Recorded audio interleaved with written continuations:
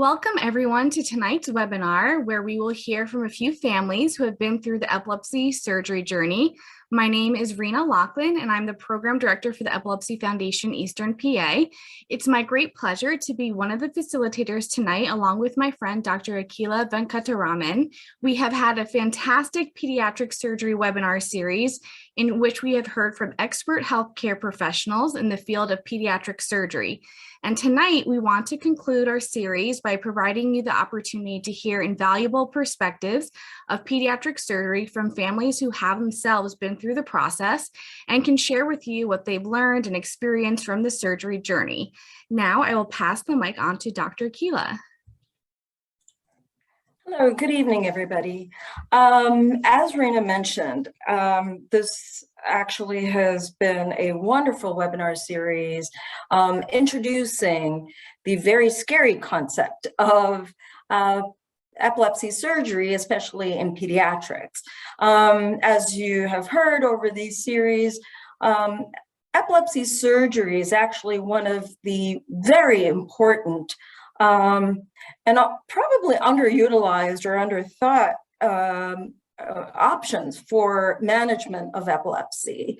There have been so many advances in surgical techniques and studies that now propose that there is a much better outcome in pediatric epilepsy the earlier you start considering surgical options for seizure control.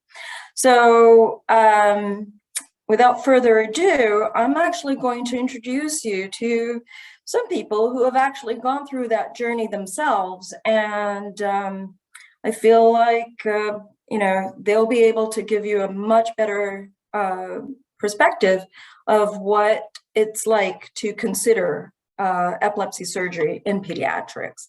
So first up, I invite Heather and Colton to come talk a little bit about their surgical journey for Colton's epilepsy.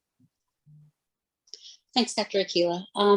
My name is Heather Seibel. I have a 5-year-old son with epilepsy who just recently underwent a right hemispherotomy on July 27th at CHOP with Dr. Kennedy and his PA Kathleen. And for us, it was a scary prospect. The thought of a person that you only meet once cutting deep into your son's brain and forever altering his life was terrifying, to say the least. But it was a decision we knew we had to be made. And the easiest way, when people ask me why did we do it, his epilepsy was never going to get better. He's one of those kids that was going to progressively get worse. We were intractable, medications weren't helping. So that's why we went the surgical route. My son has had epilepsy since he was 5 weeks old from an injury and tried many medications. And when the seizure started happening more often, that's when we had a surgical consult. Met with a surgeon and went in for testing. For us, our testing included a new MRI and CAT scan to make sure nothing had changed, and video monitoring to try and capture some seizures to definitely narrow down where they were coming from, which we did. And then surgery was scheduled for a few weeks later. We had a great time with our physician, who explained things to me. He didn't dumb it down for me, but he wasn't super scientific either. He made me feel at ease, answered all my questions. So for those of you considering it, take someone with you, take notes, ask follow-up questions. Those were all things that we did do. But for us, our surgery was July 27th. It was a 13-hour-long surgery. We were updated throughout the process of how he was doing. We ended up in the PICU for a week, which is what we expected because of the drain. They told us we would be on the epilepsy unit for a week for medical management. We stayed 1 day because he did so well. And then we did 6 weeks of inpatient therapy to regain some of the things he lost. Now, I will say, for us, it has been all positive. My son before surgery had seizures, obviously, but we didn't realize how much they were affecting his development. So my son that said 2 words before surgery, eat cookie, go out, me, now tells you, I want a chocolate chip cookie. They're very me. Can we go to Target, Mom? I want to buy a tractor.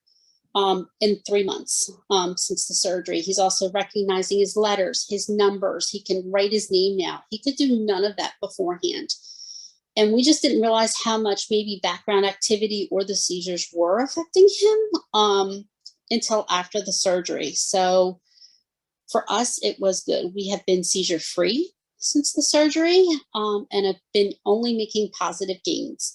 Cognitive wise, perfect, seizure free. We've got return back in our left leg. He walked out of rehab, still working on his arm, but it's more than just hanging there. He's using it. He's able to sort of hold things. And with intensive therapy, we feel like we're going to get back to as close to baseline as he was. And again, the recovery for us was very smooth. I will say sometimes it's not all sunshine and rainbows. There are times when he still gets a little frustrated, but we had some major behavior issues before surgery. So I will take a little frustration here and there. And it can be draining. It's kind of scary to think that someone's going to cut into your son's brain, and it's someone that you met once, and you know that they've went to school and they've done this 100 times, but it's your baby. And that's why I'm here tonight, to answer any questions that anybody might have, because us mom and dad stick together. We're the ones that are going to tell you the real deal. We're going to tell you what it's like. We're going to tell you the good, the bad, the ugly. And for us, it was just great. People kind of look at me strange when I have a big smile on my face and say, my son just had brain surgery, because my son just had brain surgery and it's given him a new life.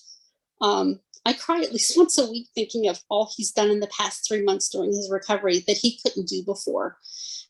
And my worries for his future, like, was he going to be able to live on his own? Was he going to be able to be seizure free? Have all pretty much disappeared, because we've just made such progress.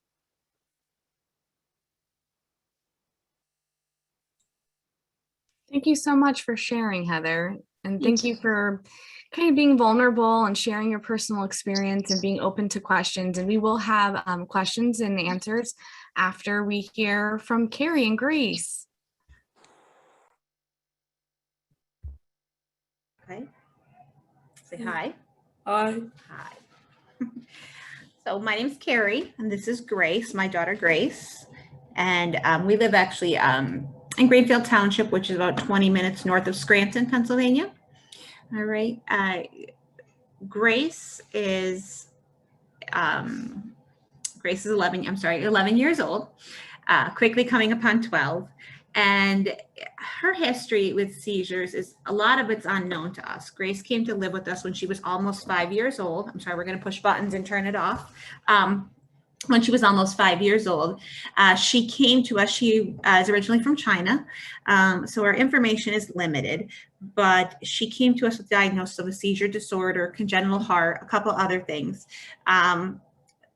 The seizure disorder, we really couldn't get a good feel as when those seizures first started for her. And for us, the seizure path was kind of, it was really inconsistent. She lived with us for about 2 years before her seizures really started for us. We were working very hard on not having her on any medications.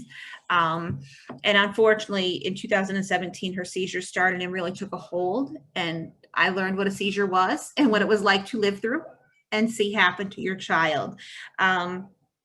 Her seizures kind of revved up, and I say revved up knowing that there's families that experience multiple seizures a day. For us, revving up was maybe a seizure every month, sometimes twice a month, and then in the past year, probably we've tapered out to every 6 months.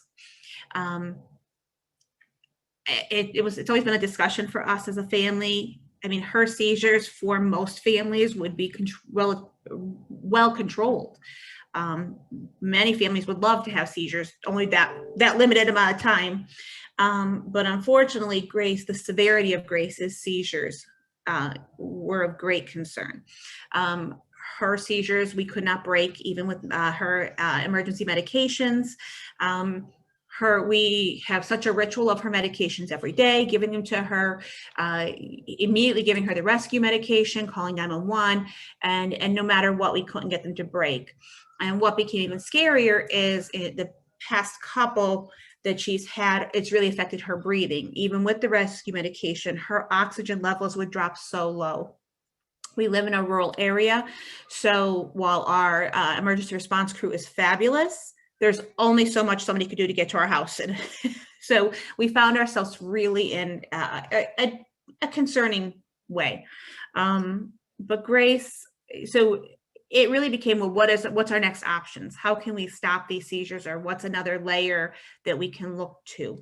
And I know, Grace, we went in May, and she's had a couple inpatient long-term EEGs, and those of us with who have experienced the seizure process, those EEGs oftentimes are not helpful, only because Grace doesn't have a seizure when she's in the hospital. Our hospitalization was about 7 days. If I missed her medications one day at home, she would have taken a seizure on me. But sure enough, in the hospital, we didn't have a seizure. Despite all of that stress. And we really were just looking for what's the next layer, because let's be real, one of our biggest fears was that we were going to lose her with a seizure. So it really was just, what's another step that we can do what's another intervention? What else can we do to help this process? I'll be honest, we were hoping for, and I'm not sure of the name of the seizures. I'm going to look to those medical professionals, or not the name of the surgical intervention, but it's the leads that actually are inserted in the brain where the seizure's happening. Honestly, that would have been my preference for her. It would have been more immediate. I would have had the ongoing testing or imaging. But because she didn't have a seizure, that became not an option for us. And the other option was the vagus nerve stimulator, which, please stop, which had been, which was, our doctors really explained it very, very well to us. The team we had it done in Janet Weiss in Danville.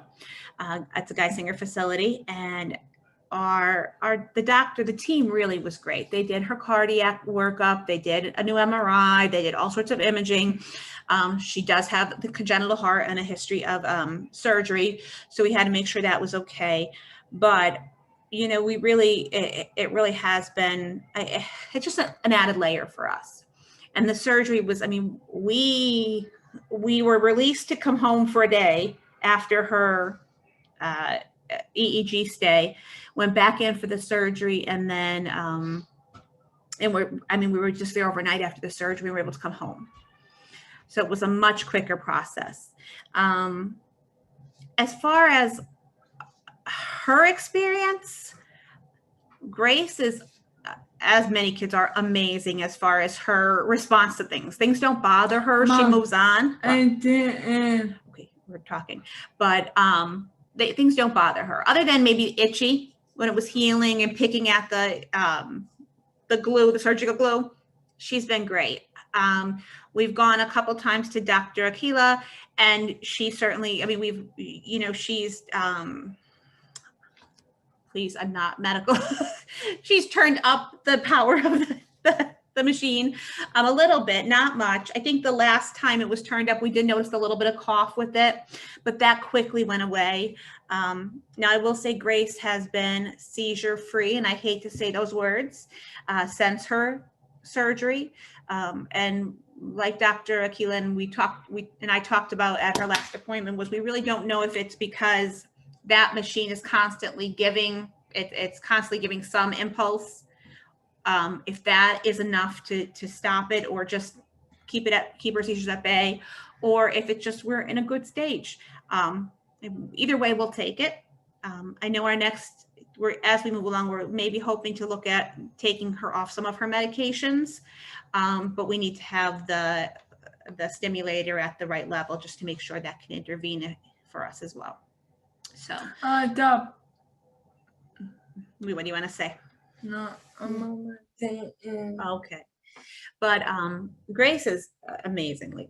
She really is just an amazing kid. She's super smart, super independent, or wants to be super independent, and she keeps up with all of her activities. It really didn't slow her down at all. So we're appreciative of that. No, we're not talking about that right now. She's very determined, by the way.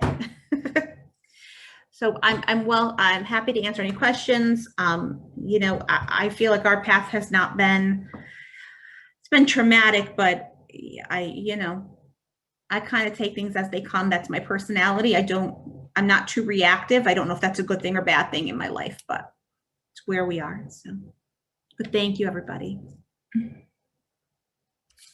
Thank you so much, Carrie and Grace. Just thank you for being so open and honest. Hi. And thank you for sharing your story. At this time, we would love to have questions from the audience. So if you could put them in chat and we'll read it out to our families and to Dr. Akila as well. So yeah, just put your questions in chat. Actually, I have a couple of questions just to Heather and then Carrie. Just to sort of, maybe these are questions that people might be thinking of. So with either surgical procedures, have there been any changes in the medications that your children are taking? Has there been a consideration of maybe decreasing the medications? For us, we talked, we're going to start reducing our seizure meds in 6 months if we go 6 months seizure free. But I'm happy to say we also weaned off of 2 of our headache medications because my son constantly had headaches and pain. So we were able to successfully do that. So again, like it's been good for us. So we're still hoping. Yeah. And as Carrie mentioned, she and I, we've been in conversation about, you know, hopefully, you know, being able to drop the medications, if not completely remove them. Again, a lot of these surgeries are adjunct to medication for seizure control. But if we can actually decrease the amount of medication that one takes, and still establish good seizure control, then that mitigates some of the side effects, right? So, all right, looks like there's a lot of questions coming about.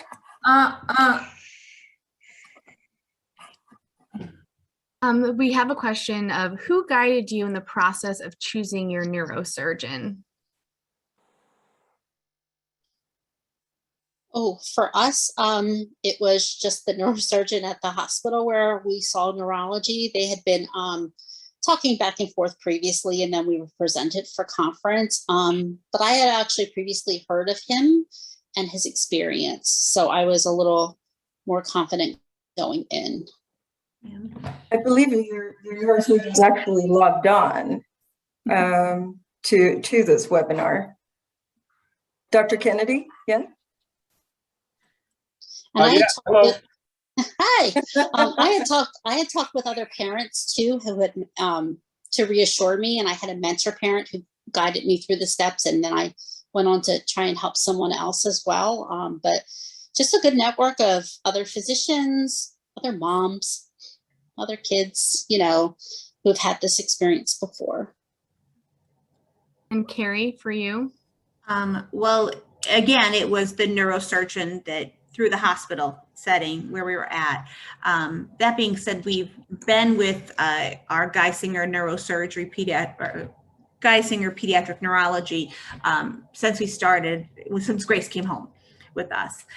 So we have confidence in their guidance. We've had multiple hospitalizations, had great conversations with the neurology team, and her neurosurgeon, Dr. Shimoni. It was interesting because he had previously last year, my son had a brain tumor and he was his neurosurgeon. So I really had confidence in him, and, you know, and that was helpful, but it really came down to who was on the team with the hospital. Great, thank you. How did you speak or explain to your child this about the surgery that they were going to undergo?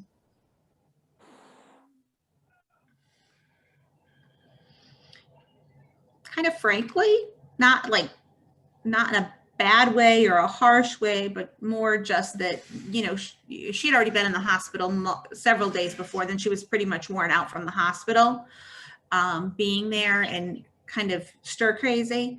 But it was really just the idea that we needed to get this done to help get her seizures, to help her keep her out of the hospital moving forward. And that was kind of where Grace's understanding would be. You know, and she was going to have a boo-boo and she was going to go to sleep and wake up and we were going to be there with her. But that was our preparation. It may have been different, just that's where Grace is. That's what we needed to do for Grace. Yeah. Exactly the same for us. I think the more challenging was explaining to my son's siblings of what was going to happen, that Colton was going to look a little different and move a little different and not be able to maybe play the same way he used to. So we just did it in little dibs and drabs, like nothing too dramatic. Just, hey, you know, Colton's going to have this surgery. He's going to be out of commission for a little bit, but he's going to get stronger. And that's how we kind of present, just very gentle and in small little non-scary ways. Wonderful, thank you. Another question, how many medications did your child try before considering surgery?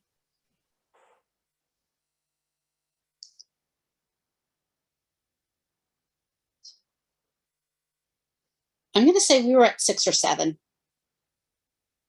Okay. And different combinations of those 6 or 7 as well. Gotcha. And did you get a second opinion for your child's surgical procedure? For me, I didn't. From the time I met Dr. Kennedy, I felt very comfortable with him. Like I said, the way he explained things to me and talked to me, not at me, talked to me, showed me the pictures, showed me what he was going to do, and just really confidently explained without being too cocky, because sometimes surgeons have a reputation of that. But he just was, I don't know, I just felt very at ease with him and his team and just the way they spoke with me. So for me, I was happy to be able to sign to make the decision that day. Wonderful, thank you. And then Carrie, I think you might have missed one of the questions was, let's see, how many medications did Grace try before considering surgery? Well, Grace is currently on 2 medications. I think it was 3 total is where we had been at. I think our concern was increasing the medications. We're very cautious of how much we want to increase her, and her levels were right. I mean, her levels are therapeutic typically, but how much medication we wanted to put in her system and take other functions away from her was our concern. We've been very cautious about that throughout our whole experience. Okay, thank you. Another question was, did you get a second opinion for your child's surgical procedure? No, we did not. It had been in the talk. We had been talking. Please go in the other room. We have been talking a lot about this over the years, over the past couple of years, especially as her seizures got worse, what the options were. Obviously 2020 threw a curveball with anything that we had wanted to do, both surgical and we had other personal health issues going on. But it had been something we had been researching and looking at as an option. Great, thank you. Gracie. Do you guys keep a seizure diary? Yep. Try to keep a log of what happened when, what was going on, in an app on my phone. We also have a SAMI camera at night to record any seizure activity so that we would be able to send it to a neurologist as well. But yeah, I keep pretty good records. And Colton's going to come in and say hi too. Come here. Okay.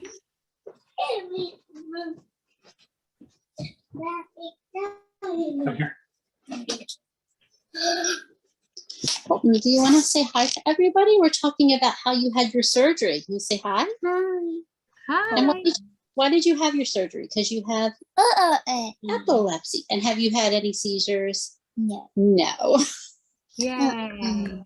Wonderful. Nice to meet you.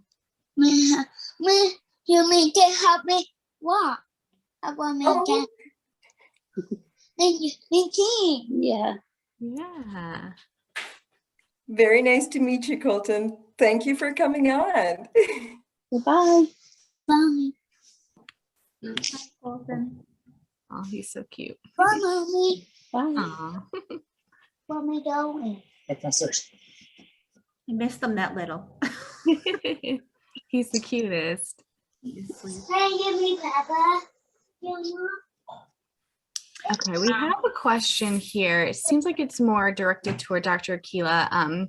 So someone wrote that MRI results show that there are new multiple tubers growing and the old ones are growing bigger. She thinks surgery is not an option anymore, but a nerve stimulator may help.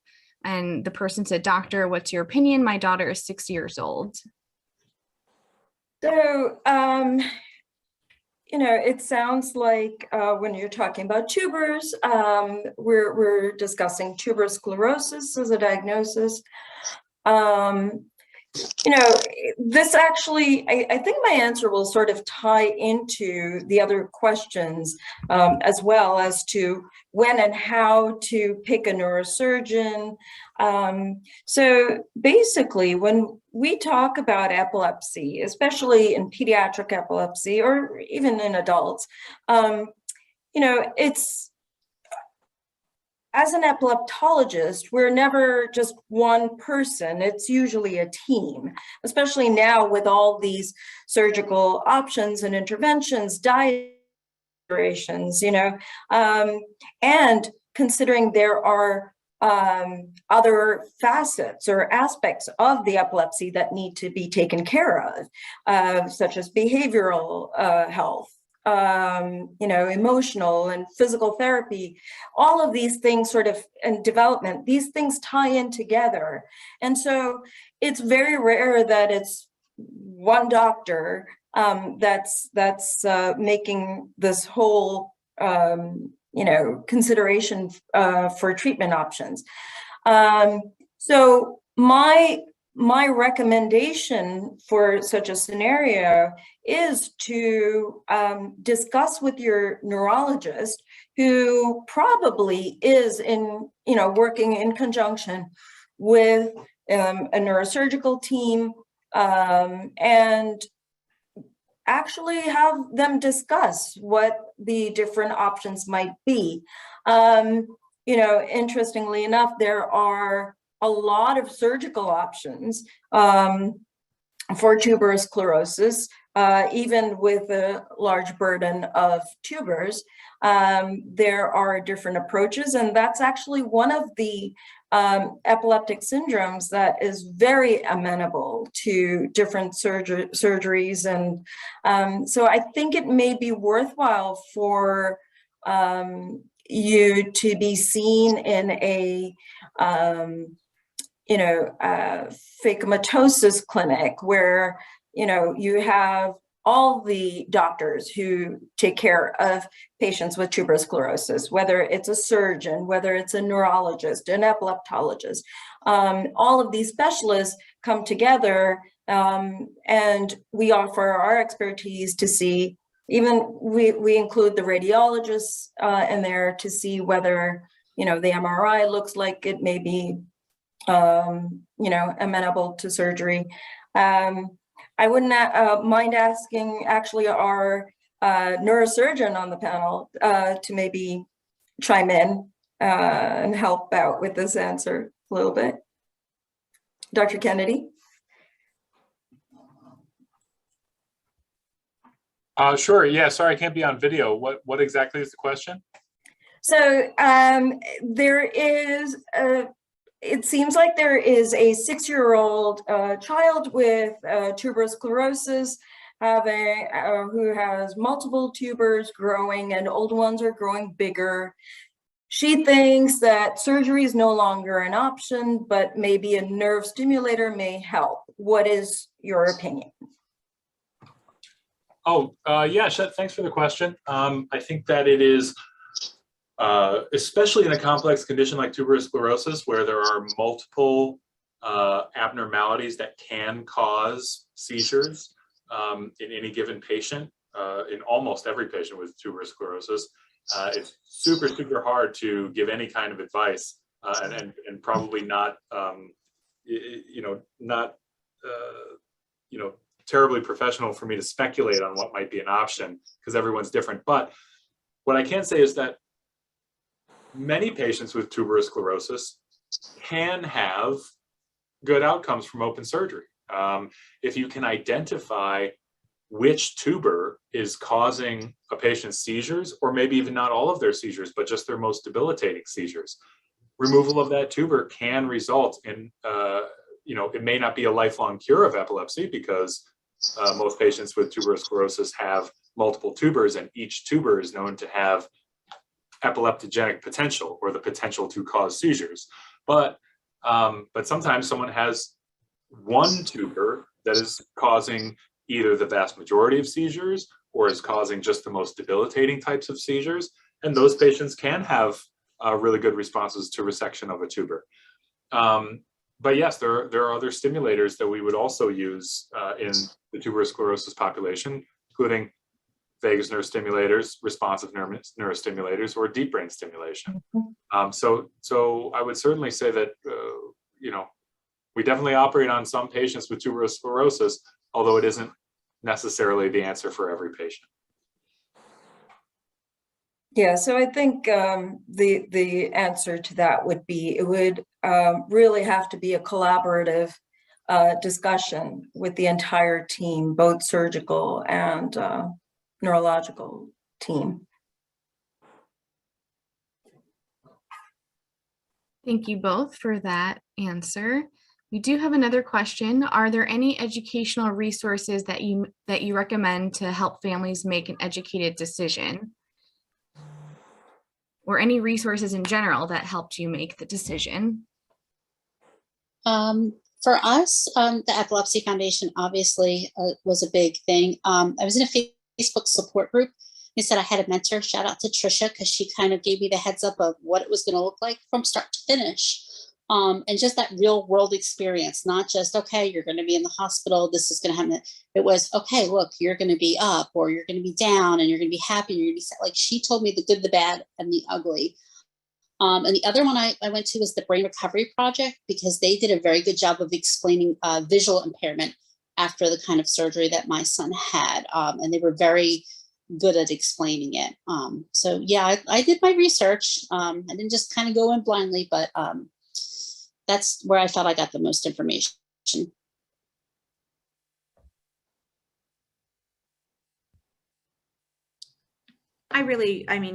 We relied, I did research with the Epilepsy Foundation.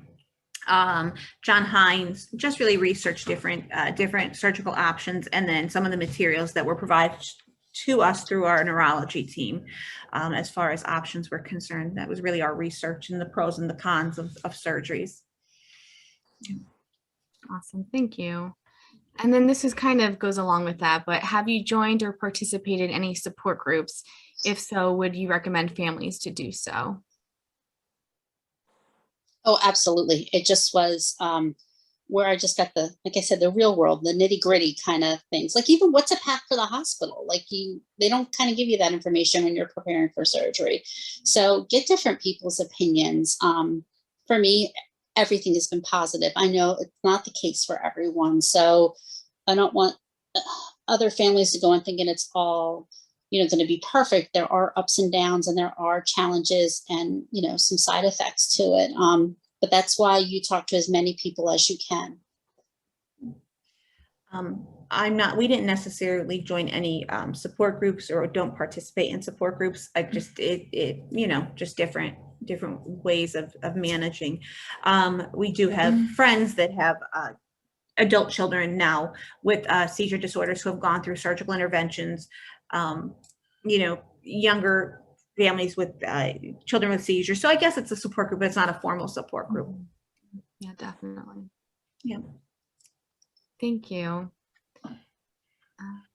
There's a question specifically for Dr. Akila. It says, after 2 years of patient being seizure-free, would you consider decreasing the anti-epileptic drugs even if the patient is doing well? So, yeah, that, you know, one, I think particularly as a pediatric neurologist and pediatric epileptologist,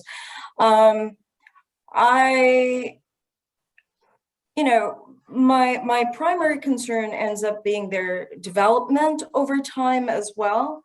So typically when I see patients who are on medication, I'm looking also at the long run, because obviously my patients, if they're going to be on seizure medication for as long as they know me, that'll be a longer time than if they were an adult.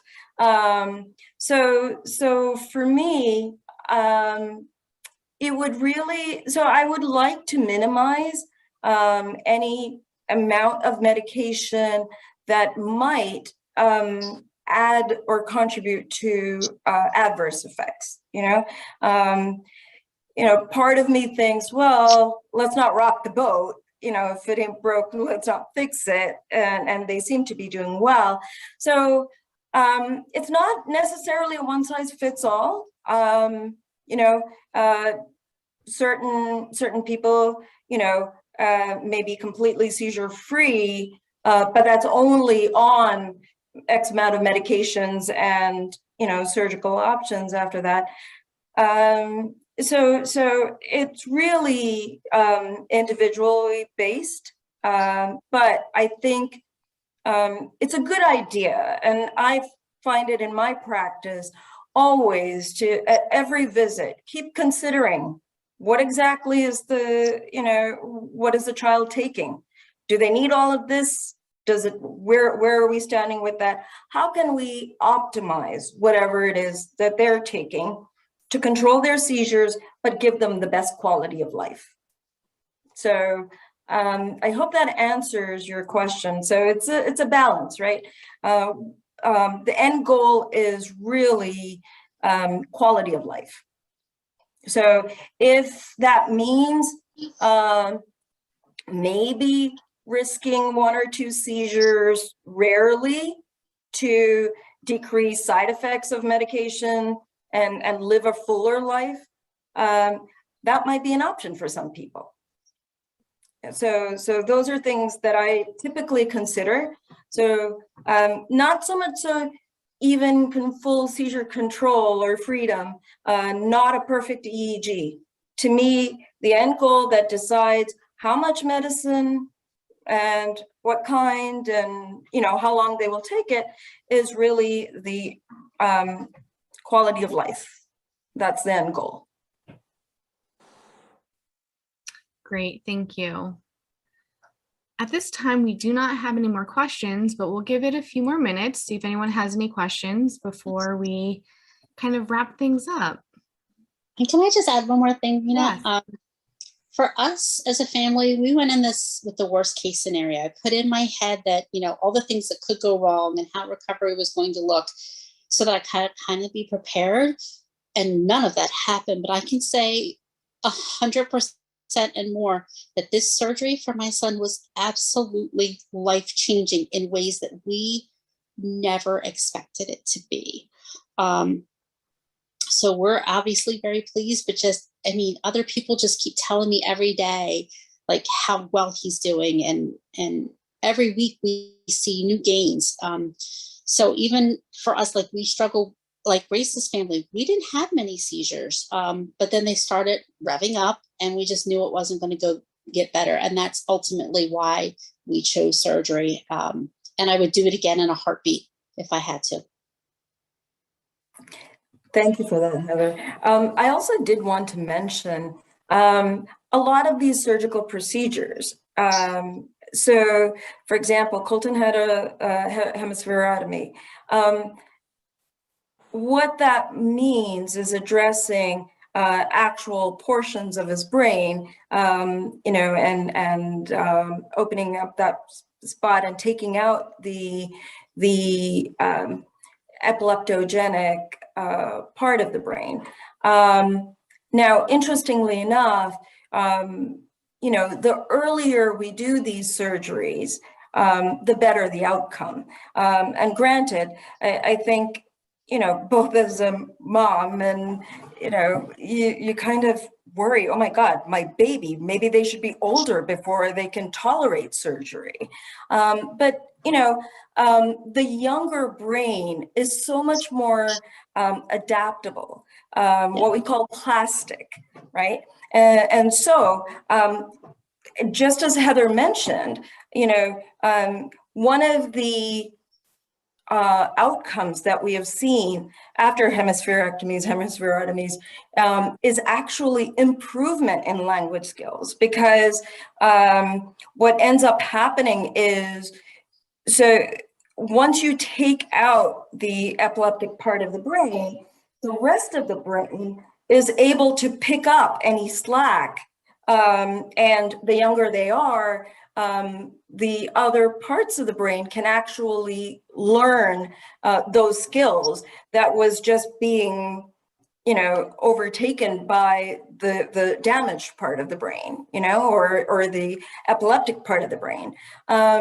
Similarly, you know, vagal nerve stimulators, they've been FDA approved for depression as well. And so we do know that patients who have had vagal nerve stimulators placed in, you know, there's a higher level of alertness, there is a mood elevation, less depression. So these are other, you know, sort of beneficial side effects to these surgical procedures. So it's not always just, you know, sort of, oh, you know, it's only about the epilepsy. As I mentioned, we're talking about a brain that has many facets and different aspects to it.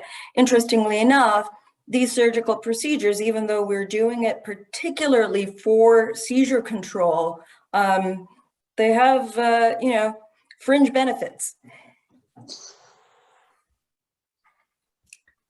Thank you, Akila. There is another question. I think this is a great question. Is there anything you wish you knew before the surgery that you didn't beforehand? And do you have any regrets?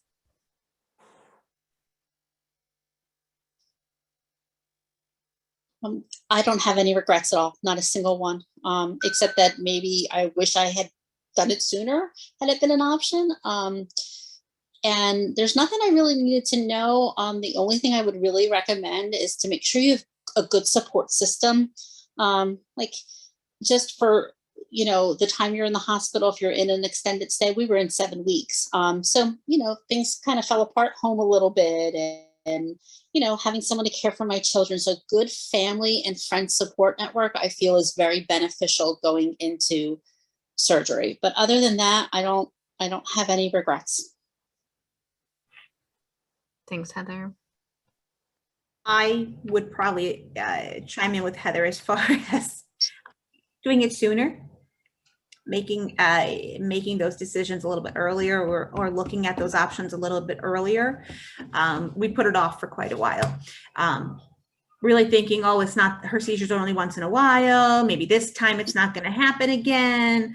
And really, it just, we look for Grace. One of our, and this is something maybe I should have said, is one of my worries as a parent for Grace, and my husband's worries for Grace, is her future.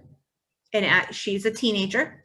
So as she grows and as, you know, we age, how are her needs going to be met, and how are those seizures going to be managed? So we're looking to really make this, you really make a lot of impact now at a young age, to make sure she's as independent as possible, and those who take care of her in the future are able to manage her needs as well as possible too. So it's kind of that's a big, and Grace has a lot. Grace also has, you know, and no different than I think Cole, and there's a lot. The seizures are one piece of the puzzle for them, as they are for everybody.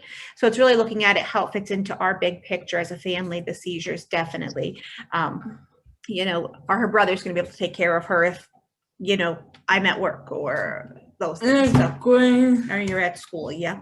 Mhm. Thanks, Carrie.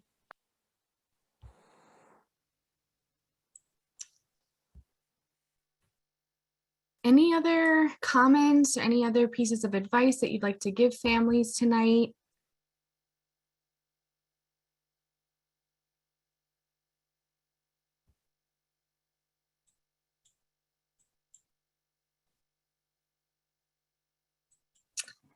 All right, well, we don't have any more questions, and if there's nothing else that you guys would like to share, we can just kind of wrap things up. Thank you guys so much. Thank you, Carrie and Grace and Heather, for sharing so much about your personal journey.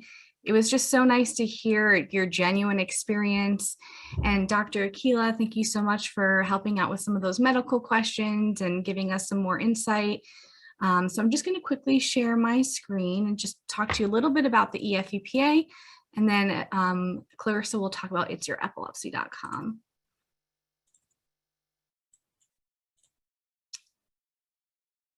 Okay. Yeah, so we at the Epilepsy Foundation Eastern PA are your local affiliate of the Epilepsy Foundation of America. We serve the 18 counties of Eastern Pennsylvania and provide education, support, and advocacy services to the 110,000 individuals diagnosed with epilepsy in their communities. We pride ourselves in being a trusted guide through the epilepsy journey. We provide many helpful programs and services. So we do many seizure recognition and first aid trainings. You know, we'll train school nurses, school personnel, students, law enforcement, EMS. Anyone that wants to be trained, we will train you. We have our monthly support groups. We also have, so we have general support groups. We also have a couple support group and a parent support group. We do advocacy. We have community and awareness events. You know, we have our Walk to End Epilepsy. We do educational conferences and webinars like tonight. We provide you with information and referrals. We have many youth, young adult, and adult services. And we have a young adult retreat. We have an adult wellness weekend, and we have Camp Achieve for kids 8 to 17 diagnosed with epilepsy. Now I'd like to introduce you to our friend Clarissa Martinez-Rubio at ItsYourEpilepsy.com. Rena, before we continue, we have one more question that just Oh, arrived. okay. If you want to prioritize. Okay, yes. So let's squeeze in this question if you guys don't mind. So I want to make sure everyone's questions get answered. So this person asked, can brain surgery or nerve stimulator reverse the brain damage caused by seizures?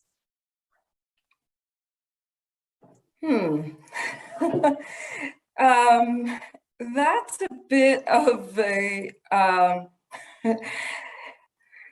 complex question. And I'm not sure that we really know the answer per se, because it's hard to necessarily quantify or understand what that interaction of multiple seizures on an epileptic brain is. You know, it's always a chicken or the egg story, right? And while we do understand that we do not want a brain to keep having seizures, but the question is whether or not each individual seizure causes any type of actual damage in one particular area. You know, so that's kind of difficult to necessarily say. So talking about reversing that damage isn't probably quite the question that we can answer at this time.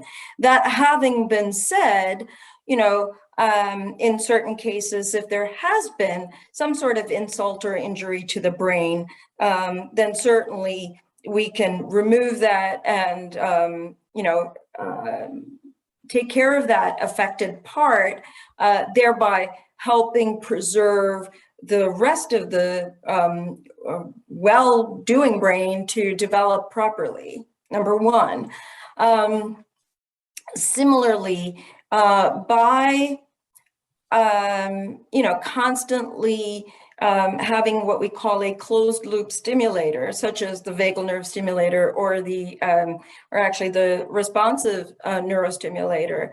What happens is with these neurostimulators, we actually see that there is more seizure reduction with the longer you have it.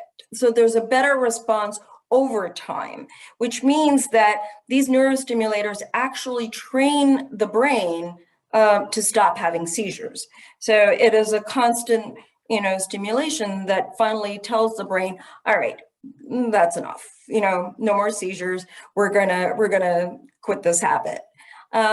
So that's probably one way that it doesn't necessarily reverse anything, but certainly helps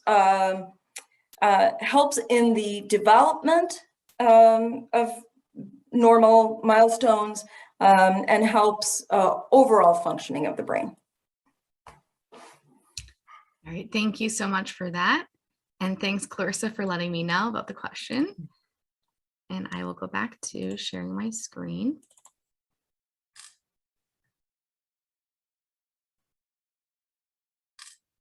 Thank you, Rena. ItsYourEpilepsy.com is a specialized website that focuses specifically on drug-resistant epilepsy. So if you or anybody that you know is looking for information about the diagnosis or all of the treatment options available from diet, yoga, mindfulness, all the way to advanced surgical treatments, please come and check out our website. Next slide, please. Also, we understand that some people don't like to have a lot of information. They want to digest it slowly. So you have the option of either reading through all of our chapters or just picking out the one-pagers that we have so that you can digest the information slowly. And we also, after all of these webinars, you will be receiving a one-pager where you have the takeaway messages, meaning that from everything that you've heard today or any of our previous webinars, you will have a summary of what are the key points that you should remember moving forward. Thank you, Rena. Okay, so again, thank you all for spending your evening with us. Have a wonderful night, and we look forward to your attendance for our future webinars. Thank you again to our families, Dr. Akila and Clarissa. Good night, everybody. Thank you so much. Thank you, everybody. Thank Bye. you. Happy holidays. Happy holidays.